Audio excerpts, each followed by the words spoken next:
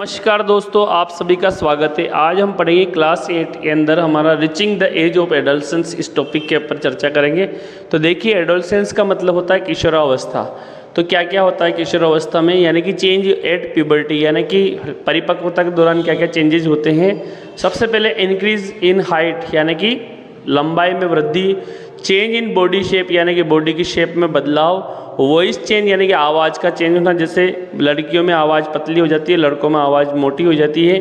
Increase activity of the sweet and sebaceous gland, यानी कि जो स्वीट ग्रंथियाँ होती है और सेबेशियस ग्लैंड्स जो होती है उनके अंदर एक इंक्रीज हो जाता है, उनकी एक्टिविटी बढ़ जाती है।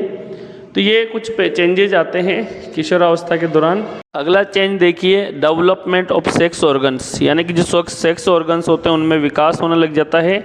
नेक्स्ट है reaching mental, intellectuals and emotional maturity, यानी कि जो मानसिक और जो इमोशनल भावनात्मक एक्टिविटी बढ़ जाती है।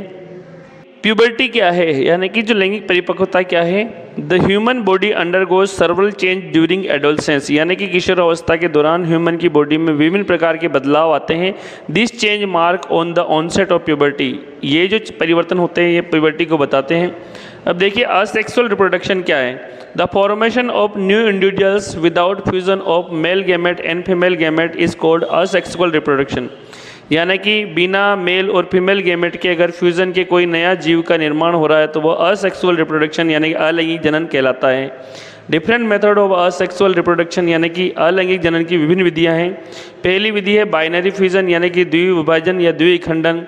ये अमीबा के अंदर होता है। तो in amoeba single cell organism, firstly nucleus is divided and cytoplasm is divided into two parts. This method is called binary fusion. Example है अमीबा, यानी कि अमीबा के अंदर जो क्या होता है, जो न्यूक्लियस होता है वो दो न्यूक्लियस में विभाजित होता है। इसके बाद जो साइटोप्लाज्म यानी कि जो कोशिका द्रव्य वो विभाजित हो जाता है और एक अमीबा से दो अमीबी सेल का निर्माण हो जाता है।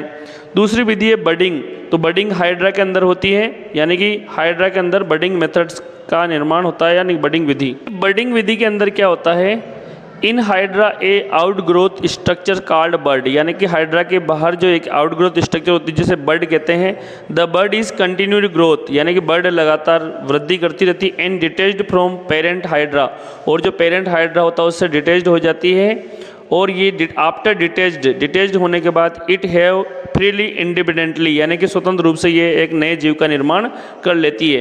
देखिए, एक अमीबा का डायग्राम है। अमीबा जो है इसके अंदर दो न्यूक्लियस का निर्माण हो रहा है। इसके बाद साइटोप्लाज्म डिवाइड होकर दो अमीबी सेल का निर्माण होता है।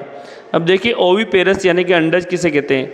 The animal which lay eggs, यानी कि ऐसे जीव जो अंडे देते हैं आर कॉल्ड ओविपेरस, जिनको अंडज कहते हैं। जैसे देखिए, बर्ड, क्रोकोडाइल, हेन, बटरफ्लाई, लिजार्ड, ये सब अंडे देने वाले हैं। विविपेरस किसे कहते हैं, यानी कि जरायुज। The animal which give birth to young ones are called viviparous, यानी कि जो परिपक्व शिशु को जन्म देते हैं उन्हें विविपेरस कहते हैं। जैसे गाय, काऊ, ह्यूमन, डॉग, कैट, शीप, गोट, एलिफेंट, बफेलो, ये सब जरायुज के उदाहरण हैं, यानी कि विविपेरस के उदाहरण हैं। अब देखिए, एग से टेडपोल लार्वा बन रहा है, उसके बाद एडल्ट का निर्माण हो रहा है। ये क्या हो रहा है यहाँ पे, मेटामॉर्फोसिस। तो देखिए, the transformation of the larva into an adult through drastic change is called Metamorphosis, यानी कि लार्वा का अपने वयस्क में विभिन्न परिस्थितियों के दौरान रूपांतरण मेटामॉर्फोसिस कहलाता है। ये फ्रॉग के अंदर होता है एंड सिल्क वर्म के अंदर होता है। देखिए, जो मेंढक जो होता है वो अपने वयस्क से जब लार्वा होता है, यानी कि उसके बाद वयस्क से पूरी तरह से अलग दिखाई देता है। तो सबसे पहले एग, उसके बाद उसका टेडपोल लार्वा, फिर लेट टेडपोल लार्वा, फिर एडल्ट वयस्क में रूपांतरण होती है। ये जो परिवर्तन होते हैं जिसको हम कहते हैं कायांतरण या मेटामॉर्फोसिस कहते हैं। इसी प्रकार जो सिल्क वर्म होता है, रेशम का कीट, उसमें भी एग, उसके बाद लार्वा, जो कैटरपिलर लार्वा बनता है, फिर प्यूपा बनता है, फिर एडल्ट का निर्माण होता है।